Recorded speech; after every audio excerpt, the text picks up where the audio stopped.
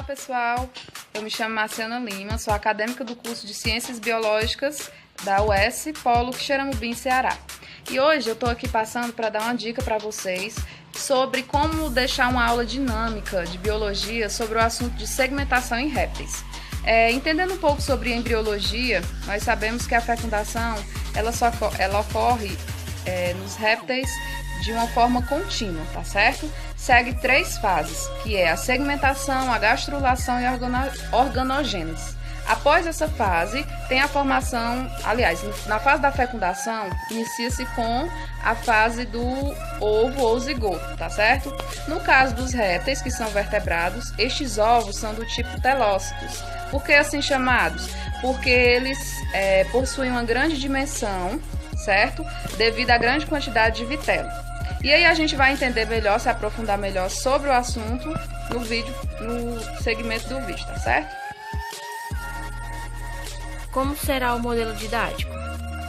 Então, como falado antes, vai ser usado a massinha para expor a segmentação dos répteis. Então, o ovo dos répteis, como também os das aves, eles são telolécitos e a segmentação ela é mesoblástico-escoidal. Então, a estrutura ela é dividida em um polo vegetal, que é onde está o vitelo, e o polo animal, que é onde não tem o vitelo, que é essa parte branca. Então, após a fecundação, dá-se início às divisões. Aqui é o exemplo das divisões, onde a primeira ela é menos densa à medida que se aproxima do citoplasma vitelo. A segunda ela é perpendicular à primeira. E as outras clivagens elas dão continuidade para formar a blastoderme. Quando a blastoderme atinge de 32 a 64 células, há uma separação dos blastômeros com o vitelo, onde nesse espaço entre essas duas células é chamada de cavidade germinativa. Nessa fase de blastoderma, essa fase apresenta 2 áreas, que é a área pelúcida, onde ela é transparente porque ela não está em contato com o vitelo, e as áreas opacas, que são as extremidades que estão ligadas ao vitelo. Então elas são mais densas, essas 2 cavidades.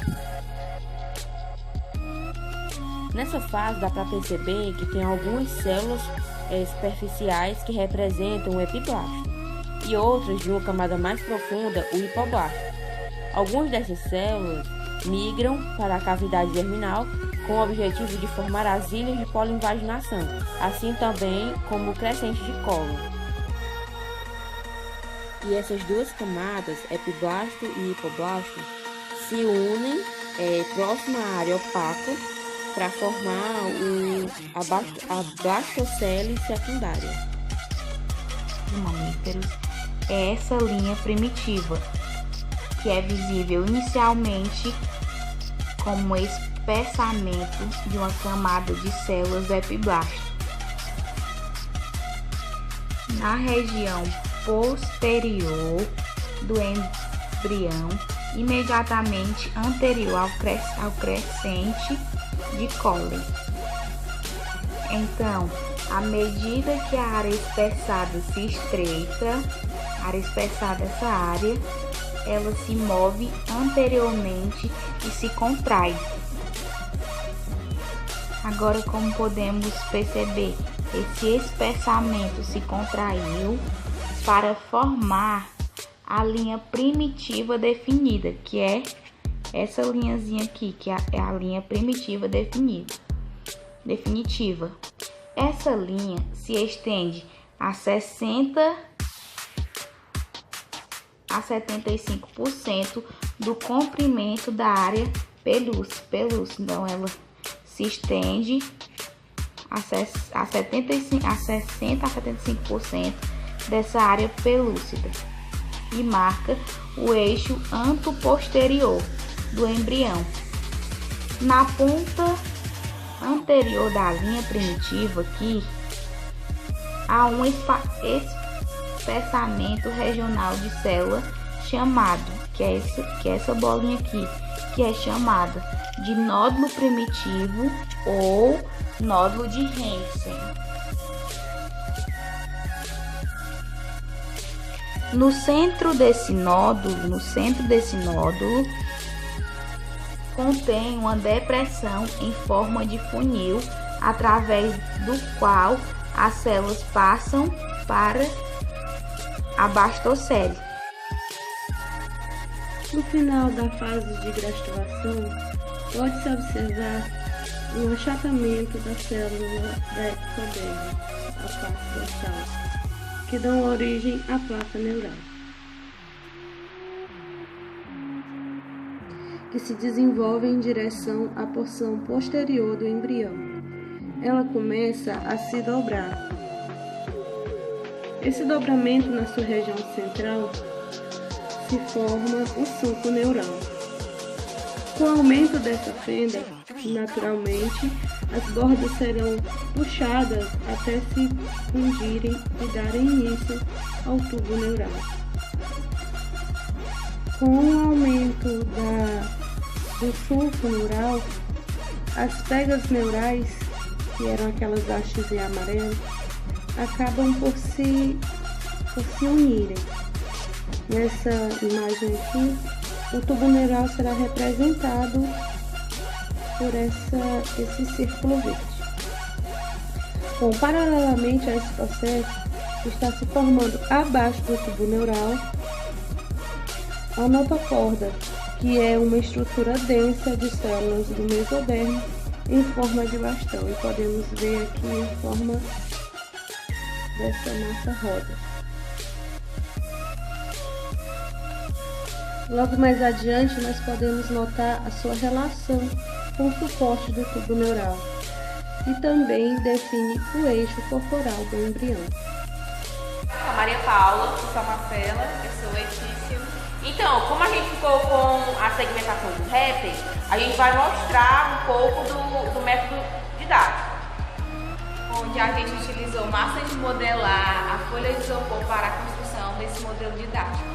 Por que a gente escolheu esses materiais? Porque foi pedido que nós escolhemos materiais de fácil acesso, com um custo monetário baixo, e nós podemos ver que a massinha de modelar e a folha de isopor, elas são de fácil acesso e também elas estimulam a criatividade do aluno.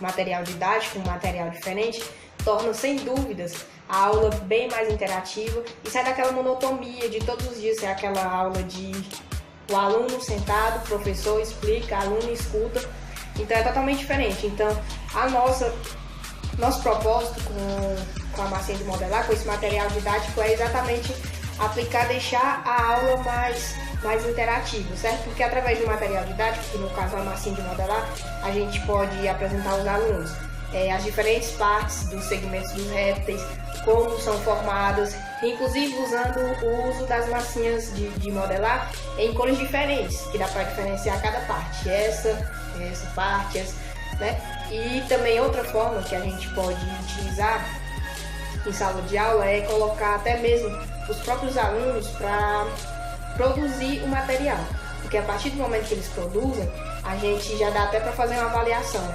Esse aluno, ele está conseguindo, ele entendeu o conteúdo, ele entende que essa parte se chama isso, que essa faz parte dessa. E é esse o nosso propósito, né?